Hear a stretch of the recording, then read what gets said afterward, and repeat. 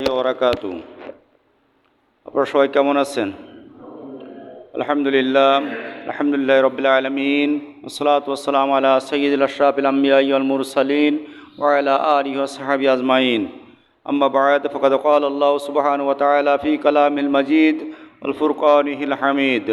আউযু বিল্লাহি মিনাশ শাইতানির রাজীম। বিসমিল্লাহির রহমানির রহিম।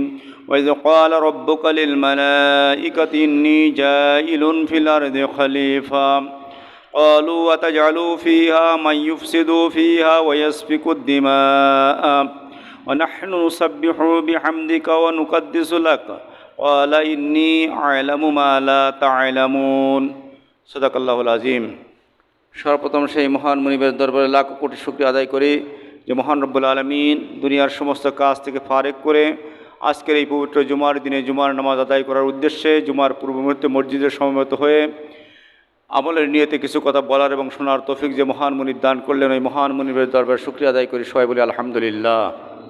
দুরূদ ও সালাম পাঠ করে মানবতার মুক্তির দিশারি সাইয়্যিদুল মুরসালিন আশরাফুল আম্বিয়া খাতামুন নবিয়্যিন মুরুদুল আল বিশ্বনবী মুহাম্মদুর রাসূলুল্লাহ সবাই বলি সাল্লাল্লাহু আলাইহি ওয়াসাল্লাম। আমি আপনাদের সামনে মহাগ্রন্থ আল কুরআনুল কারীমের সর্ববৃহৎ সূরা সূরাতুল বাকারাত থেকে একটি আয়াতে মুকাদ্দাসা তেলাওয়াত করেছি, আয়াত নম্বর 30।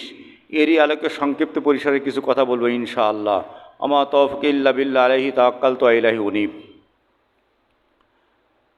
আল্লাহ রাব্বুল আলামিন কালামে হাকিমের ভিতরে বলছেন মানুষকে কী জন্য সৃষ্টি করেছেন, সৃষ্টির উদ্দেশ্য কী, এই সম্পর্কে আল্লাহ পাক বলছেন, নবীকে বলছেন, হে রাসূল সাল্লাল্লাহু আলাইহি সাল্লাম আপনি স্মরণ করুন সেই সময়ের কথা। ওয়াইজ ক্বালা রাব্বুকা লিল মালাইকা, যে সময় আল্লাহ রাব্বুল আলামিন রুহু জগতে ফেরেশতাদেরকে ডেকে বলেছিলেন ইন্নী জাইলুন ফিল আরদি খলিফা, আমি পৃথিবীর জমিনে আমার প্রতিনিধি সৃষ্টি করতে চাই। কি সৃষ্টি করবে? প্রতিনিধি সৃষ্টি করে। জাইলুন ফিল আরদি নাস বলে নাই, কিন্তু বলেছে কি খলিফা বা প্রতিনিধি সৃষ্টি করতে চায়। ফেরেশতারা বলল ক্বালু আতাজালু ফিহা, আপনি তথায় এমন একটা জাতির সৃষ্টি করবেন যারা সেখানে যেয়ে গণ্ডগোল রক্ত ফসাদ করবে। ওয়া নাহনু নুসাব্বিহু বিহামদিকা, আমরা তো সর্বদা আপনার প্রশংসা করতেছি, আপনার পবিত্রতা বর্ণনা করতেছি, আবার এদেরকে কেন সৃষ্টি করবেন? আল্লাহ রাব্বুল আলামিন বললেন যে ক্বালা ইন্নী আ'লামু মা লা তা'লামুন, হে ফেরেশতারা আমি যা জানি তোমরা তা জানো না। অর্থাৎ তাহলে মানুষ সৃষ্টির উদ্দেশ্য, আমাদের সৃষ্টির উদ্দেশ্য শুধুমাত্র জিকির আজগার ইবাদত বন্দিগির উদ্দেশ্য না। উদ্দেশ্য কি না, যদি শুধু জিকির আজগার ইবাদত উদ্দেশ্য থাকতো তাহলে ফেরেশতারাই তো যথেষ্ট ছিল। ছিল কি না? ফেরেশতারাদের কোনো গুনাহ আছে? গুনাহ নেই। তারপরেও আল্লাহ রাব্বুল আলামিন আমাদেরকে সৃষ্টি করেছে প্রতিনিধিত্ব করবে। প্রতিনিধিত্ব মানে সমাজের নেতৃত্ব দেবে, জমিনের নেতৃত্ব দেবে। জমিনের নেতৃত্ব দিয়ে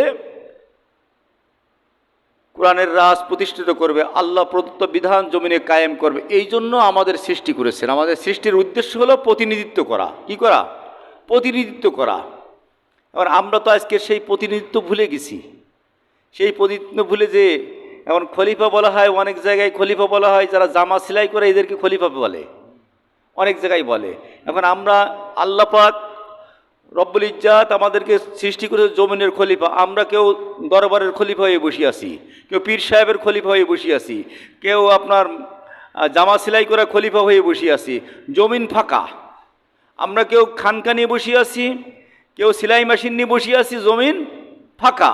জমিন ইবলিস চষে বেড়াচ্ছে। ইবলিস কোয়ালিটির মানুষ যারা, এরাই চষে বেড়াচ্ছে জমিন। একের পর এক অন্যায়, অত্যাচার, অবিচার, জুলুম মানুষের পরে করেই যাচ্ছে। আজকের সকালবেলায় নেটে দেখলাম যে আমাদের যশোরের অভয়নগরে একটা লোককে চাঁদার দায়ে তাকে মাটির ভিতরে পুঁতিয়ে ফেলেছে, গ্রেপ্তার হয়েছে। অবশ্যই গ্রেপ্তার করেছে, তার স্ত্রী মামলা করার পর গ্রেপ্তার করে। চাঁদা নেছে এবং চাঁদা কম হয়ে গেছে তাই বালির ভিতরে পুঁতিয়ে ফেলেছে মোট। এরাও তথাকথিত একটা দলের লোক। আজকের এই চাঁদাবাজ, সন্ত্রাস এই যা আছে, এ তো প্রতিনিধিত্বের কাজ না। প্রতিনিধিদের কাজ কি? প্রতিনিধিত্বের কাজ না। খলিফা যারা ন্যায় ও ইনসাফ ভিত্তিক সমাজ প্রতিষ্ঠা করবে, কোরআনের রাজ কায়েম করবে, খলিফার দায়িত্ব হলো আল্লাহ প্রদত্ত বিধান, রসুল প্রদর্শিত পথ মানুষকে দেখাই দেওয়া। ঠিক কিনা? আল্লাহ প্রদত্ত পথ আর রসুল প্রদর্শিত পথ, যে বিধান আল্লাহ এবং তার রাসূলের যে বিধান, সেটা কি মানুষের সঙ্গে কাছে চাঁদাবাজি করা? দুর্নীতি করা, মানুষের অর্থ আত্মসাৎ করা, এই কি না, এইটা না। আজকের এগুলো সমাজে অহরহ চলতেছে। আল্লাহ রাব্বুল আলামিন আপনাকে আমাকে সৃষ্টি করেছেন জমিনের খলিফা। আজ থেকে কিছুদিন আগে, 1 বছর আগে যদি আমরা জিজ্ঞাসা করতাম এদেশের জঙ্গি কারা, এদেশের ভাড়াটিয়া বুদ্ধিজীবী, টাকু বুদ্ধিজীবী, কলামিস্ট, সাংবাদিক, এরা এক কথায় বলতো হুজুররা। এক কথায় বলতো কি? হুজুররা। শোনেন দিয়ে কথা, আজ থেকে 1 বছর আগে, এই 24-এর 5ই আগস্টের গণ আন্দোলনের আগে, পতনের আগেই একথা জিজ্ঞাসা করলে বলতো হুজুররাই হলো সন্ত্রাস, হুজুররাই সন্ত্রাস। অথচ আজ পর্যন্ত এই বাংলাদেশ স্বাধীনের পরে কোনো মাদ্রাসায় বোমা পাওয়া যায়নি, কোনো মাদ্রাসায় মারামারি হয় না। অথচ এই বাংলার জমিন টেকনাফ থেকে তেঁতুলিয়া, সুন্দরবন থেকে বান্দরবন পর্যন্ত যতগুলো বিশ্ববিদ্যালয় আছে, প্রতিটা বিশ্ববিদ্যালয়ের দিকে তাকিয়ে দেখেন রক্তের দাগ প্রতিটা বিশ্ববিদ্যালয়ে লাগিয়ে রয়েছে, আছে কি না? জাহাঙ্গীরনগর বিশ্ববিদ্যালয়ের দিকে তাকান, ঢাকা বিশ্ববিদ্যালয়ের দিকে তাকান, প্রত্যেক বিশ্ববিদ্যালয়ে এমন কোনো বিদ্যালয় নাই যেখানে রক্তের দাগ নাই, যেখানে মারামারি নাই। অথচ আমাদের চোখে সেটা পড়ে না। আমরা বলি হুজুর রই, হুজুর রই। তাকাই দেখেন আরও দিকে, যখন 1টার পরে বা 2টোর পরে যখন স্কুল ছুটি হয়, মাদ্রাসা ছুটি হয়, মাদ্রাসার পাশ থেকে আপনি যাবেন, যেতে যেতে দেখবেন যখন স্কুল ছুটি হয়েছে আপনি যাবেন, সালামের জবাব দিয়ে পারবেন না। স্কুলের পাশে যাবেন, ওই দূর্বাপাসটা জটবে কিনা সন্দেহ, দূর্বাপাসটা জটবে কিনা সন্দেহ। যেখানে মানুষ গড়ার কারিগর, যেখানে মানুষের নৈতিক শিক্ষায় শিক্ষিত করা হয়, সেখানে আমরা এতদিন জঙ্গির কারখানা তৈরি করেছিলাম, জঙ্গির কারখানা বলে আখ্যায়িত করেছিলাম, বিবেক বন্ধক রেখেছিলাম, ঠিক কিনা? বিবেক বন্ধক রেখেছেন। আল্লাহ রাব্বুল আলামিন সেই কথা কালামে পাকের ভিতরে বলছেন, ওয়ালাকাদ জাআনা লিজাহান্নামা কাসীরাম মিনাল জিন্নি ওয়াল ইনসি লাহুম কুলুবুন লা ইয়াফকাহুনা বিহা। আমি কিছু কিছু মানুষ আর জিনকে তৈরি করেছি জাহান্নামের জন্য, তারা জাহান্নামে যাবে এই জন্য তৈরি করেছি। তাদের আমি আল্লাহ বিবেক দিয়েছি, অন্তর দিয়েছি। লাহুম কুলুবুন লা ইয়াফকাহুনা বিহা, তাদের অন্তর দ্বারা তারা চিন্তা করলো না, কোনোদিন গবেষণা করলো না।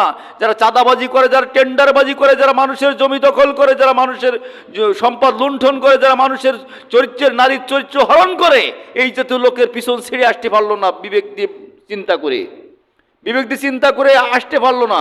এখনো তাদের পাশে বলছে আমি এই অন্তর দিলাম, দেওয়ার পর তারা চিন্তা করলো না। ওয়ালাহুম আয়ুনুল্লাহ ইবসিরুনা বিহা, আমি তাদের সুন্দর দুটো চক্ষু দিয়েছিলাম, এই চোখ দ্বারা তারা এগুলো দেখলো না, যে কোথায় জঙ্গি তৈরি হয়, কোথায় সন্ত্রাসী কর্মকাণ্ড তৈরি হয়, কোথায় খারাপ কর্মকাণ্ড তৈরি হয়, এগুলো তারা দেখলো না। না দেখে জীবন পরিচালনা করলো। ওলামা আজানুল্লাহ ইসমাউনা বিহা, তাদের কান দ্বারা তারা এই কথাগুলো শুনলো না। মসজিদের মিনার থেকে আজকের পৃথিবীর জমিনে যত মসজিদ আছে সমস্ত মসজিদগুলো পরিচালনা করে মাদ্রাসায় শিক্ষায় শিক্ষিত ছেলেরা, ঠিক কিনা? কলেজ পড়ুয়ারা কি করে না? প্রতিটা মসজিদ নিয়ন্ত্রণ করে, প্রতিটা মসজিদ পরিচালনা করে। ইমামতের দায়িত্ব, খতিবের দায়িত্ব, মুয়াজ্জিনের দায়িত্ব ম্যাক্সিমাম জায়গায় করে। মুয়াজ্জিন হয়তো দূর একটা উল্টো পাল্টা আছে, কিন্তু ইমাম খতিব ম্যাক্সিমাম জায়গায় হলো হুজুররা, ঠিক কিনা? তা কোনো মসজিদে আজ পর্যন্ত বোমা ফুটতে দেখেছেন? তারপরে এতদিন আমরা 15টি বছর এক স্লোগান শুনেছি, এদেশের জঙ্গি হুজুরও। শোনেন নিয়ে কথা, এদেশের জঙ্গি হুজুরও। এই জন্য এই অন্তর দেশে অন্তর দেওয়ার পরে আমরা অন্তর দ্বারা যদি চিন্তা না করি, আল্লাহ পাক বলছেন যারা অন্তর দ্বারা চিন্তা না করে, যারা চাঁদাবাজি করে, যারা ধর্ষণের সেঞ্চুরি পালন করে, যারা মানুষের পরে জুলুম করে, যারা মানুষের পরে অত্যাচারের স্টিম রুলার চালায়, এই জাতীয় লোকের পিছনে ঘুর করে চলে, এই জাতীয় লোকের পিছনে চলাফেরা করে, আবার মাঝে মাঝে নামাজও পড়ে বা 5 ওয়াক্ত নামাজও পড়ে, আবার এদের পাশ করে আল্লাহ পাক বলছেন উলাইকা কাল আনামি বাল হুম আদাল, এরা হলো চতুষ্পদ জন্তুর থেকে নিকৃষ্ট, বরং চতুষ্পদ জন্তু বরং ওর থেকেও নিকৃষ্ট। উলাইকা হুমুল গাফিলুন, আর এরাই হলো সব থেকে গাফেল। চতুষ্পদ জন্তু কেন? আজ পর্যন্ত চতুষ্পদ জন্তুর ভিতরে একটা প্রাণী আছে মুখ দিয়ে মাটি খোঁজে, ওর নাম কি বলেন তো? খিঞ্জির বা শুকর। ওই শুকরেও এরকম কাজ করে না যে চাঁদার জন্য, অর্থের জন্য, তার অর্থ আত্মসাতের জন্য এক ভাইকে বালির ভিতরে পুঁতি ফেলতে হবে চাঁদার জন্য, এ কাজ শুকরেও করে না। অর্থাৎ শুকর থেকেও নিকৃষ্ট। কে বলছে? আল্লাহ পাক বলছেন, আমি বলি না, আল্লাহ বলছেন উলাইকা কাল আনামি বাল হুম আদাল। আল্লাহ বলছেন যে এই জন্য সূরা আরাফের 179 নম্বর আয়াত আল্লাহ পাক বলছেন চতুষ্পদ জন্তুর থেকেও নিকৃষ্ট, যে কাজ শুকরে করে না। আজ থেকে কয়েক বছর আগে, বেশ কিছুদিন আগে পত্রিকায় দেখলাম যে একটা নারীকে টুকরো করে, তার সঙ্গে কাম উত্তেজনা মিটানোর পরে, শারীরিক চাহিদা মিটানোর পরে তাকে টুকরো করে বস্তায় পুরে পায়খানা ঘরের ভিতরে ফেলেছে। দেখেননি পত্রিকায়, শুনেছেন হয়তো, যে কাজ কোনো হিংস্র প্রাণীতি করে না, কোনো বাঘ বা কোনো গাভী বা কোনো প্রাণীতি করে না, যে যৌন মিলনের পরে তাকে টুকরো টুকরো করে বা তাকে গুতোই মারিয়ে ফেলে, এইরকম কাজ করে শুধুমাত্র আশরাফুল মাকলুকাত মানুষ, সৃষ্টির সেরা মানুষ ইরাই করে। তা আল্লাহ রাব্বুল আলামিন আপনার আমার বিবেক দিয়েছেন, বিবেক দেয়নি? বিবেক দিয়েছেন। এই বিবেকের পরেই কিন্তু পরে জান্নাত জাহান্নাম, ঠিক কিনা? বিবেক দিয়ে বিবেক কোন কোন পথে কাজে লাগিয়ে চলেছেন, এইটাই কিন্তু আপনার আমার পরে জিজ্ঞাসার বিষয়। এই জন্য আল্লাহ রাব্বুল আলামিন আপনাকে আমাকে তৈরি করেছেন কোথায়? জমিনে প্রতিনিধিত্ব দেওয়ার জন্য। এই প্রতিনিধিত্বের স্বার্থে নামাজ লাগবে, রোজা লাগবে, হজ লাগবে, জাকাত লাগবে, সব হলো প্রতিনিধিত্বের স্বার্থে, প্রতিনিধিত্ব ঠিক করার জন্য, ঠিক কিনা? যেমন একটা স্কুলে ভালো লেখাপড়া করানোর জন্য ভালো অভিভাবক লাগবে, ভালো ছাত্র লাগবে, ভালো শিক্ষক লাগবে, ভালো বিল্ডিং লাগবে, ঠিক কিনা? এগুলো লাগবে কিনা? তো মূল উদ্দেশ্য কি? লেখাপড়া। তো এই লেখাপড়াই যদি ঠিক না থাকে, তাহলে ভালো 3 তলা 4 তলা বিল্ডিং দিয়ে কী হবে? ভালো স্কলারশিপ শিক্ষক নিয়োগ দিয়ে লাভটা কী হবে? কোনো লাভ নেই, এগুলোর কোনো মূল্য নেই। যেমন আমি কথা বলতেছি, এর নাম কি বলেন তো? মাইক। কি মাইক? এই মাইকের একজন আর্কিটেক্ট আছে, যিনি তৈরি করেছেন। তার উদ্দেশ্য ছিল যে ছোট আওয়াজ আস্তে আস্তে কথা বলবে, ওইটা বড় করে দেবে, ঠিক কিনা? এই বড় করার জন্য মাইক্রোফোনের দরকার, তারের দরকার, হর্নের দরকার, বড় মেশিনের দরকার, ব্যাটারির দরকার বা বিদ্যুৎ দরকার। এখন সব আছে, কথা বড় হয় না। এগুলো থাকি কি লাভ আছে? আছে লাভ? লাভ। নামাজ আছে, রোজা আছে, হজ আছে, জাকাত আছে, প্রতিনিধিত্ব নেই, তো এগুলো থাকি লাভ কি? আমার নামাজ ইন্না সলাতা তানহা আনিল ফাহশাই ওয়াল মুনকার, নিশ্চয় নামাজ খারাপ কাজ থেকে ফিরিয়ে রাখে। 5 ওয়াক্ত নামাজ পড়িয়া সাদাবাজ নেতার 5 গুরি, 5 ওয়াক্ত নামাজ পড়ি ধর্ষণকারী নেতার 5 গুরি, 5 ওয়াক্ত নামাজ পড়ি ঘুষখোর নেতার 5 গুরি। তাহলে আমার নামাজে কি ফায়দা আছে বলেন তো? ইন্না সলাতা তানহা আনিল ফাহশাই ওয়াল মুনকার, নিশ্চয় আমার এই নামাজ সকল প্রকার খারাপ কাজ থেকে ফিরাই রাখবে। বলছেন কে? আল্লাহ। কথা কি মিথ্যা? কথায় সন্দেহ আছে? সন্দেহ নেই। কিন্তু আমার এই নামাজ আমার কোনো খারাপ কর্ম থেকে ফিরাতে পারলো না। আমার এই নামাজ পেরেছে কি? মসজিদের ইমাম সাহেব, মসজিদের খতিব সাহেব জুমার দিনে যদি কোনো আলোচনা করে আমার বিরুদ্ধে চলে যায়, আমার মতের বিরুদ্ধে চলে যায়, আমি সেইটা সভাপতির কাছে, সেক্রেটারির কাছে নালিশ করে হুজুর এই স্যার আর খুঁজে পাই না। অর্থাৎ তো বেদফের তো ইমানই নেই, ও তো ইমানই নেই। ইমান থাকলে সংশোধিত না হয়ে, মনে করেন একজন লোকের জামাই নাপাক লেগে রয়েছে, আর একজন লোক দেখাই দিল, দেখাই দেওয়ার পরে আপনি যদি না ধুয়ে বলেন যে আমার বললো কেন, তাহলে এ কি বুকামি স্যার? কিছু বলেন তো, ও বলেছে তো আপনার সংশোধনের জন্য। ইমাম সাহেব জুমার খুতবা দেয়, জুমায় 1 সপ্তাহ যাবৎ সমাজের যে বিবাদমান সমস্যা, ওই সমস্যার পরে খুতবা হবে। কিসের পরে? ওই সমস্যার পরে সমস্যার সমাধানের লক্ষ্যে খুতবা হবে। তাহলে সেই সমস্যা যদি সমাধান না হয়, তাহলে খুতবার দ্বারা লাভ কি হবে? খুতবার দ্বারা লাভ কি হবে? নামাজ দ্বারা লাভ কি হবে? নামাজ যদি আমাকে খারাপ কাজ থেকে ফিরাই রাখতে না পারে, নামাজ যদি অশালীন কর্ম থেকে আমাকে বিরত না রাখতে পারে, নামাজ যদি আমাকে চাঁদাবাজি, টেন্ডারবাজি, ধর্ষণ, হত্যা, খুন খারাপি, দেশের সমস্ত অরাজনৈতিকতা কর্মকাণ্ড থেকে আমাকে বিরত না রাখতে পারে, তাহলে নামাজ দিয়ে কী লাভ হবে বলেন? আছে লাভ বলে মনে হয়? মনে হয় না। আমরা অবস্থা কেমন দেখেন, আমাদের অবস্থা কেমন? আমাদের অবস্থা হয়েছে এইরকম, আমরা বিবেক বন্ধক রেখে দিয়েছি, কাজ করি না। এক হাজি সাহেব, উদাহরণ দিচ্ছে, একটা হাজি সাহেব 5 ওয়াক্ত নামাজ পড়ে নিয়মিত, হাজি মানুষ, ইশার নামাজ পড়ে মসজিদে ইশার নামাজ পড়লো, ইশার নামাজের ভিতরে দয় কুনুতের ভিতরে পড়লো ওয়ানাতুরুকুম আইয়া ফজুরুকাম আল্লাহুম্মা ইয়্যাকা না'বুদু ওয়া লাকা নুসাল্লি। ও আল্লাহ, যারা প্রকাশ্য পাপ করে এদের সঙ্গে আমার কোনো সম্পর্ক নেই। কাবাকে সামনে রেখে মসজিদের ভিতরে কান ধরে স্যালেন্ডার করে আল্লাহ বলে গেলাম, সম্পর্ক নেই। হাজী সাহেবের একটা বিবাহযোগ্য সন্তান আছে, মেয়ে আছে। বাড়িতে যখন ইশার নামাজ পড়ে যখন তসবি টিপতে টিপতে ঘরের বাড়ির ভিতরে ঢুকলেন, ঢুকার কিছুক্ষণ পরে কলিং বেল বেজে উঠলো। কলিং বেলে উনি এসে দেখলেন কে? ঘটক সাহেব। বলে আসেন আসেন ঘটক সাহেব। যাওয়ার পরে বলছেন, শুনলাম আপনার একটা বিবাহযোগ্য মেয়ে আছে, মেয়েটা বিবাহ দিবেন কি, যদি সুপাত্র পান? বলে হ্যাঁ অবশ্যই বিবাহ দেব। এরপরে অ্যালবাম থেকে ছবি বের করলো, ছবি বের করে বললো যে বিসিএস ক্যাডার, অমুক ব্যাংকের ম্যানেজার বা অমুক জায়গায় চাকরি করে, সেনাবাহিনী বা যে কোনো এক ডিপার্টমেন্টে চাকরি করে, ব্যাংকে তার 3 বছর চাকরির বয়স, ব্যাংকে 10 কোটি টাকা অলরেডি আছে, ঢাকার গুলশানে বাড়ি কিনে রয়েছে। দেখি টিকি বললো এমন বয়েল মাছকে ছেড়ে দেওয়া যায়? উনি চিন্তা করলেন না এনার বেতন কত, 3 বছরে তো কিনলো কীভাবে? যে ঘুষখোর, এ চিন্তা উনি করেন নাই। ধুমধামের সহিত মেয়ে বিয়ে দিল। মেয়ে বিয়ে দেওয়ার পরে মাগরিবের পরে মেয়ে গাড়িতে তুলে দিয়ে হালকা হয়ে এবার গোসল করে আবার মসজিদে এসে বলছে, ওয়ানাতুরুকু মাইয়া ফুজুরুকা, ও আল্লাহ, আমি মসজিদ দাঁড়াই বলতেছি, কাবা সামনে নিয়ে, আল্লাহ যারা প্রকাশ্য গুনাহ করে এদের সঙ্গে আমার কোনো সম্পর্ক নেই। মেয়ে বিয়ে দিয়ে আসলো কার কাছে? ঘুষখোর অফিসারের কাছে। কার কাছে? ঘুষখোরের অফিসারের কাছে। আর এখানে এসে বলতিস কি, আল্লাহ কোনো ওই জাতি কোনো লোকের সঙ্গে আমার সম্পর্ক নেই। মারাত্রুকুম আইয়াফজুরুকা, মসজিদে দাঁড়িয়ে প্রথম কথার দাঁড়িয়ে আল্লাহ বলতেছি, যারা পাপিষ্ঠ এদের সঙ্গে আমার সম্পর্ক নেই। আমাদের অবস্থা হয়েছে তাই, আমরা মসজিদে নামাজ পড়ে বলি মারাত্রুকুম আইয়াফজুরুকা, আর বাইরে এই সাদাবাজ নেতার পাঁচ ঘুরি, ঘুষখোর নেতার পাঁচ ঘুরি, পেলাবাজি নেতার পাঁচ ঘুরি। এরম লোক নেই দুই একজন? নেই দুই একজন?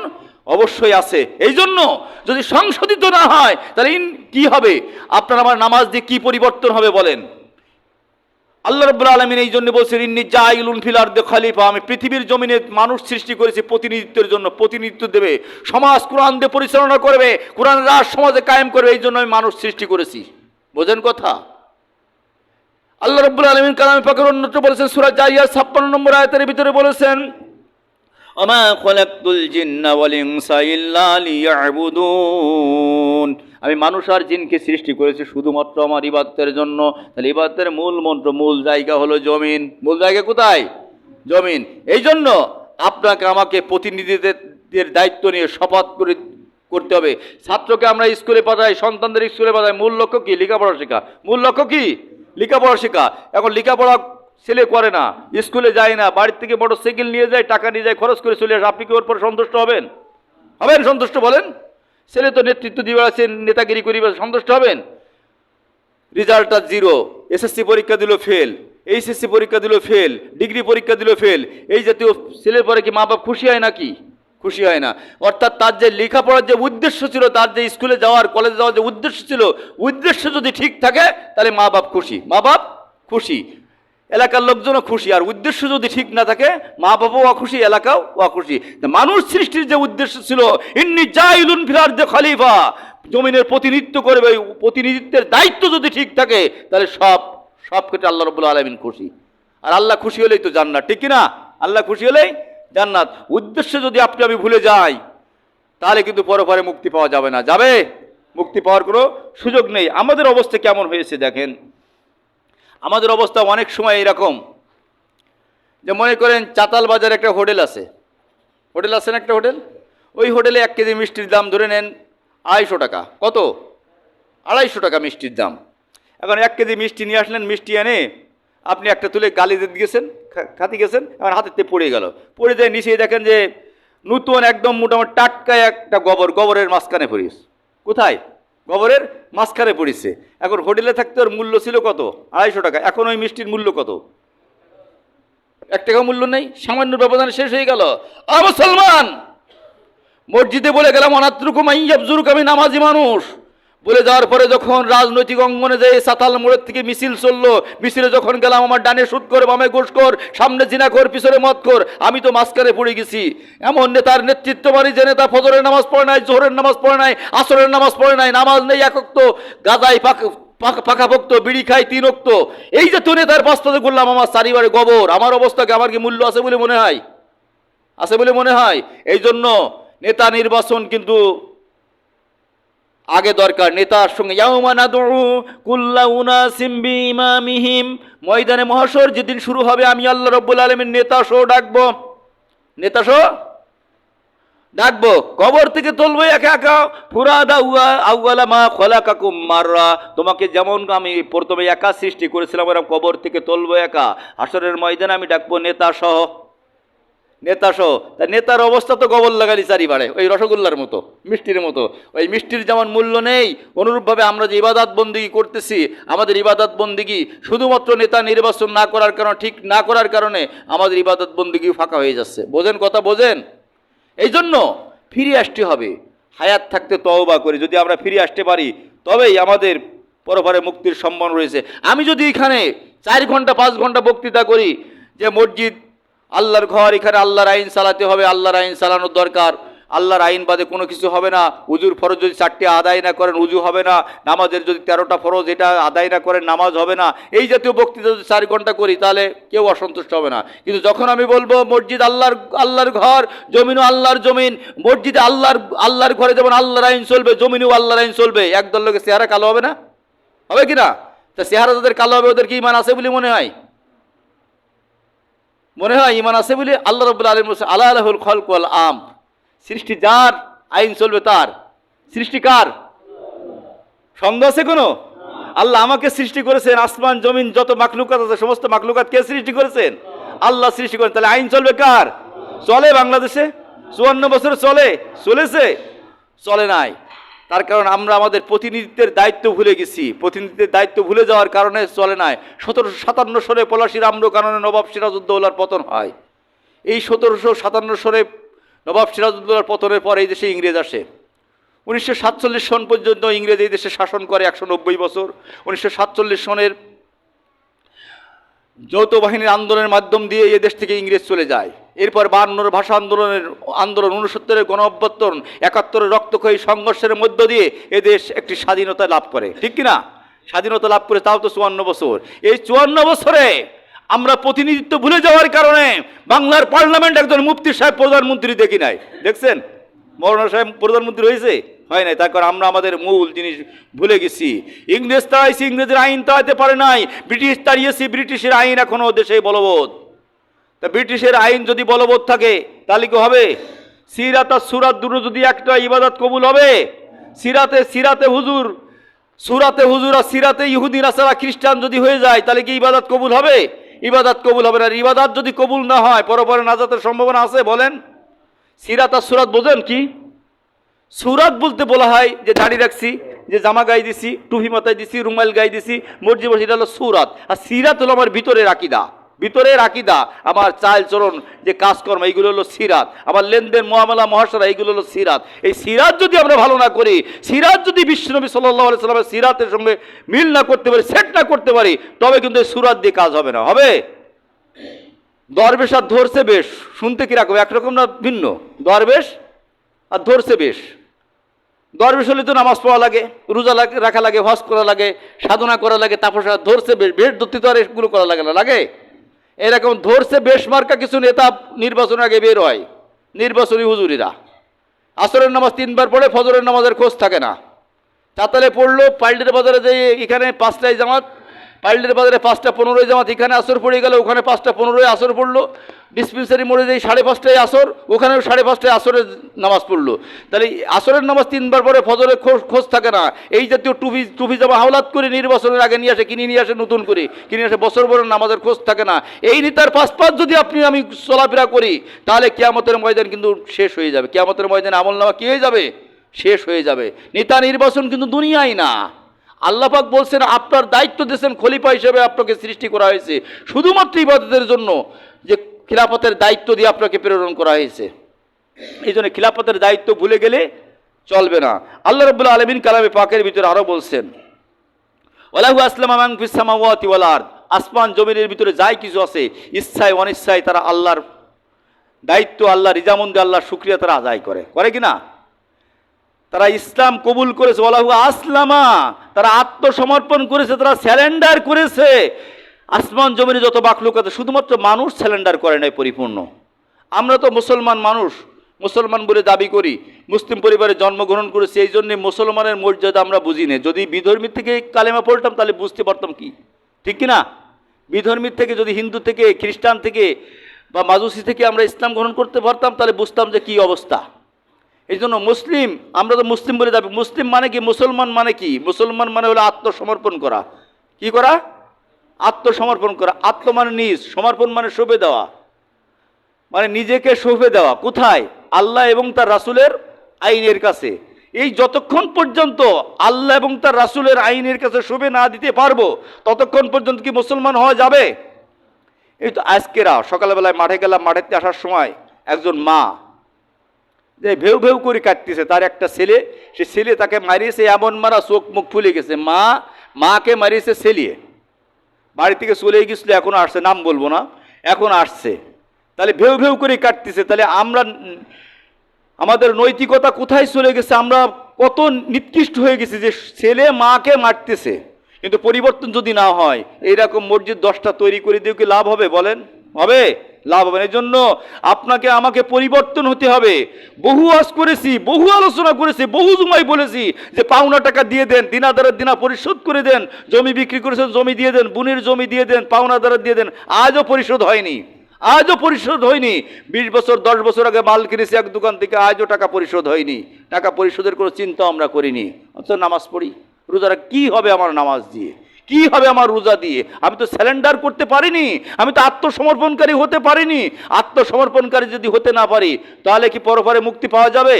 যাবেন। আল্লাহ রাব্বুল আলামিন বলছেন, ইয়া আইয়ুহাল্লাযীনা আমানুত্তাকুল্লাহা হাক্কা তুকাতিহি ওয়া লা তামুতুন্না ইল্লা ওয়া আনতুম মুসলিমুন। সূরা আল ইমরান 101 নম্বর আয়াত। আল্লাহ বলছেন, হে ঈমানদারগণ, ইত্তাকুল্লাহ, আমি আল্লাহ, আমাকে ভয় করো। শুধু নামাজে ভয় না, নামাজে একমাত্র মাবুদ তোমারই ইবাদত করি, বাইরে যাই ইবাদত করো। যদি নামাজে বলে ইয়াকা না'বুদু ওয়া ইয়াকা নাস্তাইন, আল্লাহ তোমারই গোলামি করি, তা আল্লাহর যদি পরিপূর্ণ গোলাম হয়, তাহলে দোকানতে মাল কিনেছি, ইট কিনেছি বা সিমেন্ট কিনেছি বা সার কিনেছি, ও টাকা পরিশোধ করার দরকার আছে না?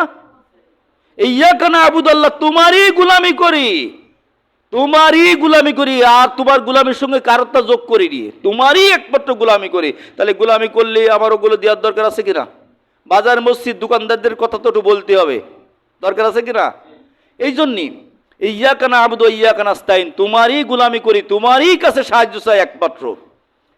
তো হচ্ছে কি সেই গোলামি কি হচ্ছে? সেই গোলামি কিন্তু হচ্ছে না। হয়তো আজকের অভাব আছে, দিতে পারতেছ না। ভাইকে বললাম যে ভাই আজকে দিতে পারতেছ না, আমার দুনিয়ার সব কাজ চলে, আমার দুনিয়ার সব কাজ চলে, কিন্তু 5 বছরের ভিতরে এক দোকানদার 5,000 টাকা পাবে, 5 বছরের ভিতরে তার টাকা দেওয়া আমার জুটলো না, সব চলে, কিন্তু এটা দিতে পারলাম না। আমার সম্পদ আছে, অন্যান্য সম্পদ আছে, গাছ আছে, জমি আছে, একটা বিক্রি করলে পরিশোধ হয়ে যাবে সব দিনা, কিন্তু মন মানসিকতা নাই। এমত অবস্থায় যদি মালাকুল মউত আমার কাছে চলে আসে, আল্লাহ রাব্বুল আলামিন বলছেন, আমার হক যেটা আছে, হাক্কুল্লাহ যেটা আছে, আমি আল্লাহ ইচ্ছা করলে সাজাও দিতে পারি, মাফও করে দিতে পারি, কিন্তু হাক্কুল ইবাদ যেটা, বান্দা যদি মাফ না করে, আমি আল্লাহ ওটা মাফ করব না, আমি আল্লাহ ওটা মাফ করব না। আর ময়দানে মহাশরে ওই ঋণের টাকা, তার যে নেকি আছে, ওই নেকির থেকে কেটে কেটে পরিশোধ করা হবে।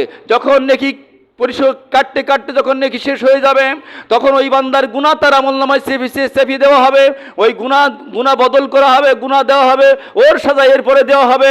মনে করেন যে বান্দা আপনার কাছে টাকা পাবে, ওই বান্দার কিছু গুনাহ আছে, মনে করেন 5 মণ গুনাহ আছে, ওই 5 মণ গুনাহ আপনার পরে চাপাই দেওয়া হবে ওই মূল্যের কারণে। ওই বান্দা জান্নাতে চলে যাবে, আপনি জাহান্নামের কাণ্ডারি হয়ে যাবেন। জীবনভর নামাজি ছিলেন, জীবনভর রোজাদার ছিলেন, জীবনভর হাজি ছিলেন, কিন্তু আজ পরপরে ঋণ পরিশোধ না করার কারণে, হাক্কুল ইবাদ পরিশোধ না করার কারণে পরপরে কিন্তু ধরা খেয়ে গেছেন। এ কথা বলার কারণে হয়তো একজন লোক আছে টাকা দিচ্ছে না, 2জন লোক আছে টাকা দিয়ে, এরা যে যদি আবার সেক্রেটারির কাছে নালিশ করে, বুঝলি এই চাই এই বাচ্চা পাই না, এগুলোর দরকার, আমাদের সংশোধনের দরকার। নামাজের আগে কি দরকার বলেন তো? উজু দরকার। কি দরকার? উজু দরকার। আল্লাহ পাক বলছেন যে নামাজের আগে উজু করো। ইয়া আইয়ুহাল্লাযীনা আমানু ইযা কুমতুম ইলা সলাতি ফাগসিলু উজুহাকুম, নামাজের আগে তোমরা উজু করো, তোমার চেহারা ধৌত করো, তোমার 2 হাত ধৌত করো, মাথা মাসে করো, পা ধৌত করো। এই 4টি কাজ যদি আমরা না করি, নামাজ পড়ি, নামাজ হবে? নামাজ হবে না। তা আল্লাহ রাব্বুল আলামিন বলছেন, আল্লাহ রাব্বুল আলামিন নামাজের ভিতরে ফরজ করেছে, ফরজের ভিতরে একটা ফরজ হলো শরীর পাক। কি পাক? শরীর পাক। তার শরীর পাকের ভিতর তো অমুকের মাল ঢুকে আছে, শরীর পাকের ভিতর, শরীরের ভিতরে তো সরের দোকানতে বাকি নিছে, সেই মাল আমার শরীরের ভিতরে ঢুকে আছে। ঋণ পরিশোধ করিনি, অমুকের দোকানতে সিমেন্ট দিচ্ছে, সিমেন্ট ঢুকে আছে, অমুকের দোকানতে বালি নিচ্ছে, সে বালি এর ভিতরে ঢুকে আছে, সে বালি তো পরিশোধ করিনি। তাহলে শরীরকে পাক হয়েছে বলেন? পাক তাহলে হবে?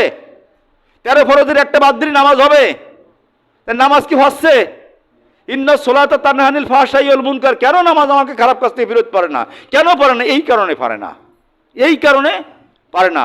এই জন্য আল্লাহ রাব্বুল আলামিন আপনাকে আমাকে বড় ভালোবাসে, দয়া করে মায়া করে পৃথিবীর পাঠিয়েছেন জাহান্নামে যাওয়ার জন্য না, জান্নাতে দেওয়ার জন্য। আল্লাহ পাক চায় যে কোনো বাহানা করে, যে কোনো একটা ওসিলা করে বান্দাকে মাফ করে দেব।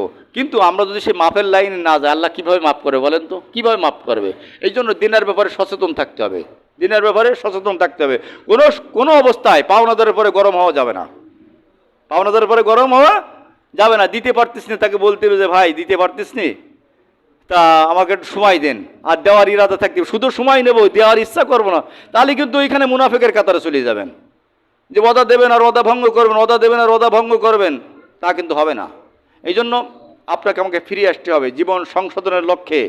যে কথাগুলো বললাম, আল্লাহ রব্বুল আলমিন আমাদের সকলের বাস্তব জীবনে আমল করা তৌফিক দান। সকলে বলেন আমিন। আমা তৌফিক ইল্লা বিল্লাহ, আলাইহিন ইল্লাল বালাগ। আসসালামু আলাইকুম ওয়া রাহমাতুল্লাহ।